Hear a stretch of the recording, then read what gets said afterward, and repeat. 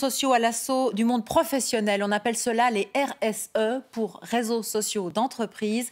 Objectif, favoriser la communication entre les collaborateurs, mais aussi décloisonner les hiérarchies. Delphine Janora. Céline n'est pas en train de surfer sur son réseau social préféré aux dépens de son employeur. Non, elle s'informe au moyen de son RSE, réseau social d'entreprise.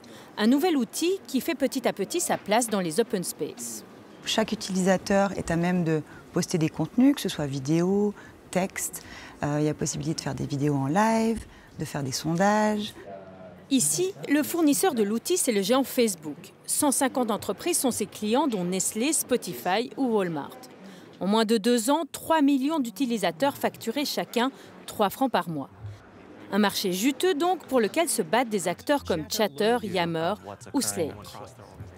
Cette multinationale s'est dotée de son réseau social au début du mois. Lancement grande pompe, des affiches partout. La direction y croit et pousse même ses employés à y passer le plus de temps possible. Ça améliore la communication, ça crée de la transparence, ça aide à l'appartenance d'un grand groupe avec 45 000 employés. Pour l'employé, déjà submergé par les emails, c'est un nouveau stress qui s'ajoute. Il n'y perçoit pas forcément des avantages, il faut être clair là-dessus. Pour lui, ça peut être assez paralysant, assez bloquant pour lui de se retrouver dans cette situation dans laquelle il doit communiquer dans un registre professionnel sur des réseaux sociaux.